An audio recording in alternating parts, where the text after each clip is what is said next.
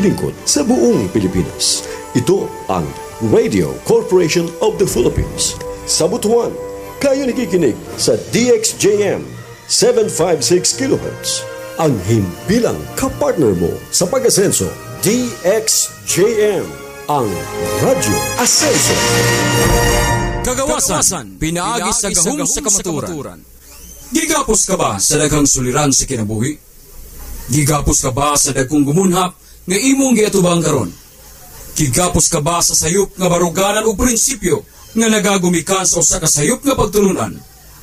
Karon, mawantak na sa kagawasan, pinaagi sa gahom sa kamaturan nga gipadayag sa balaang kasulatan. Mga igsoon, aniya ang atong mamumulong karon. Victory over trials and temptation. Kadaugan gikan sa mga pagsulay ug temptasyon. Mga igsoon, mayong hapon, Martes na usab, ug ako ang inyong ikauban ni Maong Takna. Ako si Brother Jojo Quintanar, usa sa mga magbubuhat sa Rock of Salvation Church, Philippines. In behalf sa atong pinalanggang pastor, Pastor Boy Mabale, kamo akong gi-welcome ning atong programa Kagawasan, pinaagi sa gahom sa kamatuoran. Tunga sa oras nga tulumanon nga magyagyag, magsaysay o magsaulog sa mga kaayuhan nga atong makutlo sa pagtuon sa Biblia. Og sa nasulti ko na kaganina, atong hisgutan ang kadaugan gikan sa mga pagsulay o temptasyon. Mga igsuon, mag-ampo ta. Langit ng amahan sa makausapa ang magipataas ang imong ngalan pinaagi ning programa. Sa magtuon kami karon may tungod sa mga pagsulay ug mga temptasyon, among mga pag-ampo nga niining hamubo nga panahon, imong ablihan ng among mga mata, dunggan o kasing-kasing aron makasabot gyud kami sa imong mga pulong. Protektahi kami gikan sa mga daotang espiritu o mga daotang tawo. Tuguti nga imong ngalan lamang ug wala nilain pa ang mahimaya ning taknaa. Speak powerfully, Lord. May you comfort those who need comfort and correct those who need corrections. Lord, take over this activity. And we ask the Holy Spirit to guide us, lead us into greater understanding of your word. Glory, Father, in Jesus' name, Amen. Ang mga pagtudlo may tungod sa mga pagsulay o temptasyon, dili na kining bag-o kanatong tanan. Ako personally, daghan akong Bible studies, mga seminars, mga preachings, nga naatibin ako mismo as a worker of the church, pila na pod ka bisis nga ako na pod ning na-preach ang topic about temptation and trials. But this is something that we need to be reminded of more often. Kay imong hunahunahon mga igsoon, ang kinabuhi sa usa ka magtotoo naglangkop gyud primarily ning duha ka butang, pagsulay ug temptasyon. Matud pa sa usa ka writer, I suppose sooner or later in the life of everyone comes a moment of trial. The devil who rides us and torments us, and we must give battle in the end. Kung atong hubaron sa Binisaya, madugay og sa madali, aduna gyud mo abot nga mga pagsulay. Adunay mga buhat ang yawa nga murag mudagmal, mubugal-bugal sa atong pagkatao. Ug wala tayo lang mahimo kung dili mao ang makigbatok niini. Kung moabot usahay ang mga pagsulay, murag ulan, magdungan, perting bugata dadon. Mao nga kung adunay kalipay nga moabot, angay sa ulogon, kay dili ang tanang panahon malinawon og dunay kasayon. If there is an opportunity to be happy and have fun, we should enjoy it because life is not like that all the time. Mo na nga kung adunay kahigayunan, magsadya, maglipay. Dili palabyon. Kay ang kinabuhi, moabot na gali usahay sa iyang cycle. Aduna na say pagsulay. Kay ang kinabuhi by seasons man. Ang pangutana, how should one react to trials and temptations? Posible ba nga magmadaugon ta sa mga pagsulay o temptasyon? Adunay halawom nga panabot or insights nga atong makuha gikan sa libro ni Santiago or ni James. James chapter 1 verse 2 to 8. Matud pa ni James, consider it pure joy, my brothers and sisters, whenever you face trials of many kinds, because you know that the testing of your faith produces perseverance. Let perseverance finish its work so that you may be mature and complete, not lacking in anything. If any of you lacks wisdom, you should ask God, who gives generously to all without finding fault, and it will be given you. But when you ask, you must believe and not doubt, because the one who doubts is like a wave of the sea, blown and tossed by the wind. That person should not expect to receive anything from the Lord. Such a person is double-minded and unstable in all he does or she does. Sa James 1:12-15 atong mabasa, Blessed is the one who perseveres under trials, because having stood the test, that person will receive the crown of life that the Lord has promised to those who love Him. When tempted, no one should say, God is tempting me, for God cannot be tempted by evil, nor does He tempt anyone. But each person is tempted when they are dragged away by their own evil desire and enticed. Then, after desire has conceived, it gives birth to sin, and sin, when it's full grown, gives birth to death. Matod pa ni Santiago, mga kaigsuunan ko kang Kristo, pag malipayon kamo kung moabot kaninyo ang naglain-lain nga mga pagsulay, kay nasayod kamo nga ang mga pagsulay sa inyong pagtuo mamunga og pagkamainan tuson. Busa antusan ninyo ang tanan nga mga kalisdanan aron mahimo kamong matarong, hingpit og walay ikasaway diha kaninyo. Kung aduna kaninyo kulang sa kaalam, mangayo siya sa Dios, ug ang Dios mohatag niini kaniya nga walay pagpugong-pugong og pagpamuyboy. Apan kung mangayo kamo, kinahanglan mo salig kamo sa walay pagduha-duha, nga ihatag niya ang inyong gipangayo. Kay kung magduha-duha kamo sama sa balod, gagihuyop o gipalit sa hangin. Ang maduha-duhaon, walay kasiguruhan sa iyang mga gihimo, dili siya angay magdahom nga may madawat siya gikan sa Ginoo. Sa James 1:12-15, bulahan ang mga tao nga mubarog taliwala sa mga pagsulay, kay human niya madaog ang mga pagsulay, makadawat siya sa kinabuhi nga walay katapusan, ingon nga ganti nga gisaad sa Dios alang sa mga nahigugma kaniya. Kung may mga pagtintal nga moabot kanato, dili kita moingon nga gitintal kita sa Dios. Ang Dios dili matintal sa paghimo og dautan, ug dili usab siya motintal kan bisan kinsa. Matintal ang tawo kung daugon siya sa dautan niyang tinguha, ug kung tumanon niya ang dautan niyang tinguha, ang sangputanan niini mao ang pagpakasala. Ug kung magpadayon siya sa pagpakasala, ang iyang padulngan mao gayod ang kamatayon. So unsa ang atong nakatunan may tungod sa pagsulay? That there is a godly response to trials. Dunay Dios nun nga tubag sa mga pagsulay. Ang gisulti ni Santiago, consider it pure joy pag malipayon kamo taliwala sa pagsulay. Lisod siguro ang pagpangita og tao nga imong pangutan-on, oy, malipayon lagi ka sister, brother. Malipayon kaayo ka. Unya siya motubag, daghan manggod ko mga pagsulay, brad, daghan kay kog problema, daghan kay kog kalisdanan, mao nga grabe ang akong kalipay. Usually, bali ang mahitabo. Ang tao nga naataliwala sa pagsulay, gubot ang panghuna-una, murag gisigi lang o ginerbyos. Pero matod pa sa verse 2, consider it pure joy, my brothers, whenever you see trials of many kinds. But this joy, kini nga klase sa kalipay, masabtan lang kung aduna kitay kaalam or wisdom. If we do not find joy in trials, kung dili ta makabaton og kalipay sa mga pagsulay, ang Biblia nag-ingon kanato that we are not wise, nga wala tay kaalam. And if we are not wise, we will not find joy in trials. Matud pa sa James 1:5, if anyone lacks wisdom, you should ask God, who gives generously to all without finding fault, and it will be given to you. Kung sabto na to ang context mga igsoon, ang kaalam nga ginatudlo dinhi wala nagpasabot sa kaalam nga atong ginapangayo sa Dios about daily living or how we should conduct our affairs or business or activities. Unsa man kining klase sa wisdom or kaalam? It is related to verse 2. When you have trials, you find joy. Ug kung walay kaalam, then pangayo sa Dios. Matud pa sa verse, kung aduna kaninyo kulang sa kaalam, mangayo siya sa Dios. Ug ang Dios mohatag niini kaniya nga walay pagpugong-pugong o pagpamuyboy. This is not about wisdom or anything or everything, but in finding joy in trials. Mao siguro daghan sa mga tao nga wala niining klasiha sa kaalam, kay wala nang ngita. Ang kasagaran nga reaksyon mao ang kaguol, pagmukmok, pagreklamo, walay joy. But with God, many things are seem to be in the opposite. Naa na kay pagsulay, pwede ka pa di ay nga magmalipayon. But remember, we are not talking about finding happiness in trial. Ating hinungduman, God is not talking about happiness, but joy. In the English language, joy has a deeper meaning than just happiness. because happiness is dependent on happenings. Kung maayo ang panghitabo sa imong kinabuhi, naa kay happiness. Kung pangit ang mga panghitabo, magulanon ka. There is sadness. Happiness is dependent on outward events. That is why it is impossible for us to be happy when there is trial, because it is dependent on events. Joy, however, is not dependent on events.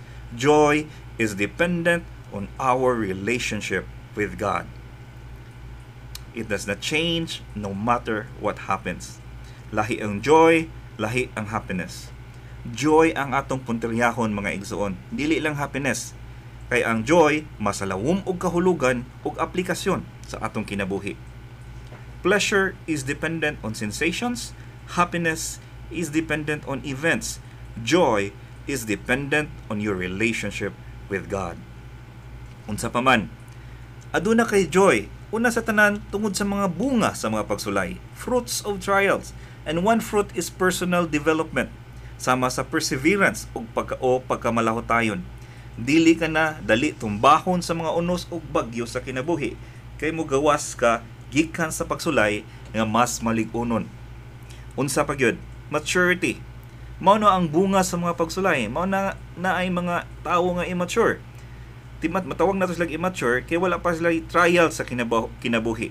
Mao na nga, for example, ang mga kabataan, dali kayo mailad, dali kayo mosugot sa usa ka relasyon. Kaya wala pa man nakasinati og pait or kasakit. Wala pa'y trials nga nagian. Wala pa'y maturity. Matud pa sa verse 4, perseverance must finish its works so that you may become mature and complete, lacking nothing.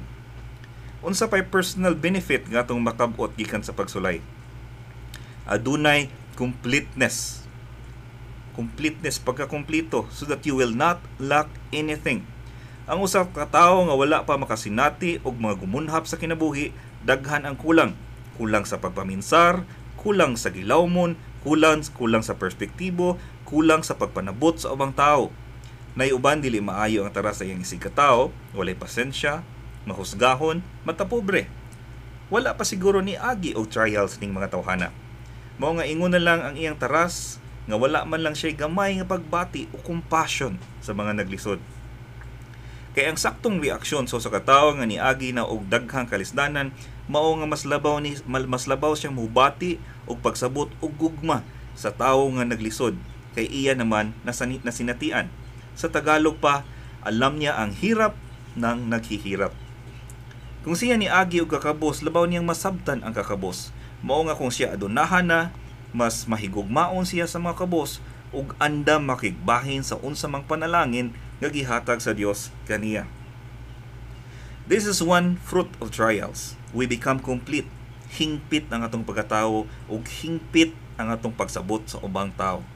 Mao nga ang mahimong blessing sa atoa ang trial. Aside sa personal development, usa sa mga bunga sa pagsulay mao ang blessedness or pagkabulahan. James talked to us about a crown of life. Verse 12, bulahan ang tawo nga magmalahotayon sa mga kalisdanan, kaya na ay naghulat kaniya nga korona sa kinabuhi. In other words, gitugutan sa Dios ang mga pagsulay aron adunay awarding ceremony sa langit. Alangan man pod og tagaan ka og diploma nga wa ka man niagi og kalisod or testing. Alangan man pod og tagaan ka og award nga wala ka may contest nga nadag-an. Moingon ang uban, dili ko ng practice or jogging para na lang na sa mga athletes. Well, wala po kay medals nga mapaabot.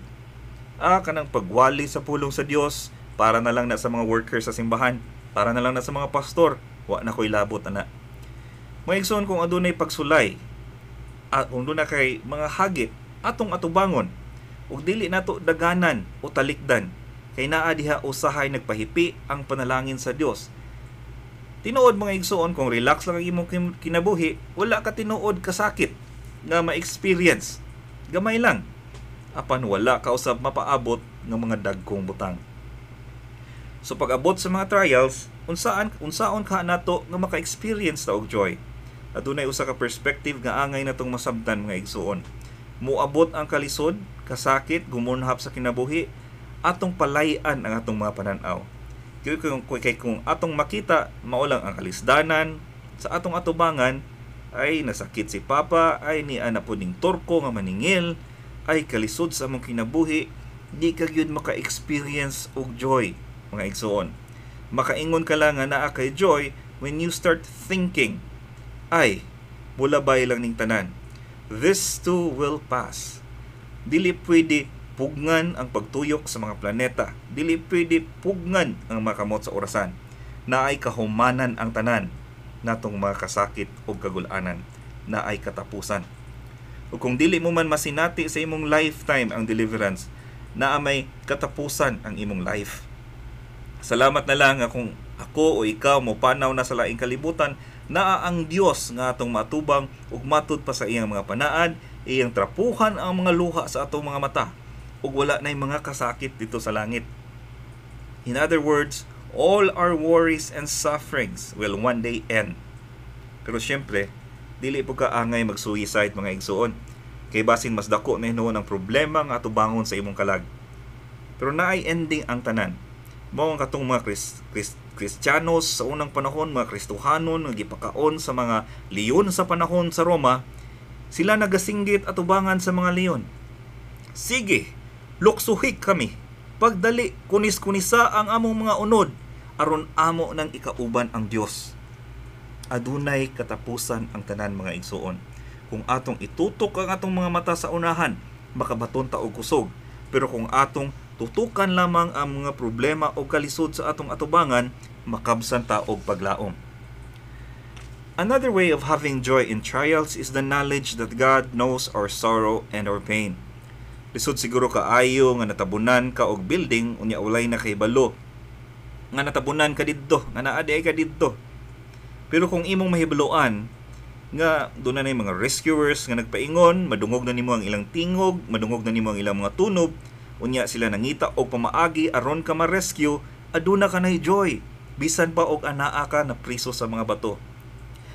Angay na to masayran nga aduna tay paglaom. Unsa man ang mahitabo, mga igsuon, adunay Dios. Og tungod kay adunay Dios, dili imposible ang rescue. Dili imposible ang tabang. Kung nahibalo ang Dios unya iyang gitugutan sa atong kinabuhi, then dili kini sayop. Kay iya man gitugutan. Of course, God wants His will to be followed. O kung nagmagahi kita, nausab ang iyang permissive will. Pasagdan na lang kita sa Dios atong gusto. Pero God's will pagyapon, kay we have a sovereign God. Ultimately, nothing surprises Him. He does everything according to His will pagyapon. Because God is sovereign, kay balo siya sa tanan. So unsa may angay natong buhaton? Nga kita moduol kaniya kung naatay mga pagsulay, nga nakinahanglan ta sa iyang panabang. Kung wala ta makadawat sa iyang mga panalangin, basin kinahanglan nga atong tarungon ng atong mga kinabuhi aron mo dagayday ang iyang mga panabang. So adunay paglaom, we can have joy. Remember, not happiness but joy. Mas maayo ng joy sa kinabuhi. Kini dili makawat, dili mawala, dili maanod sa bisan unsa mang panghitabo sa kinabuhi. Kung happiness, nausab lang gamay ang happenings, wala na. But joy is the very powerful presence of God in our lives. Bisag ang mga panghitabo unpleasant, dunay goodwill nga nagpabilin sulod kanato. Mao na nga makaingon kita taliwala sa kalisdanan, dili kini ang tinuod nga kinabuhi.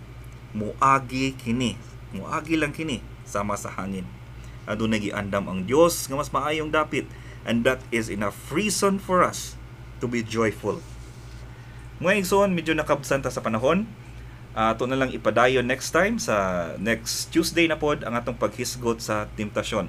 Nga kitang tanan adunay nakutlo nga mga pagtulunan.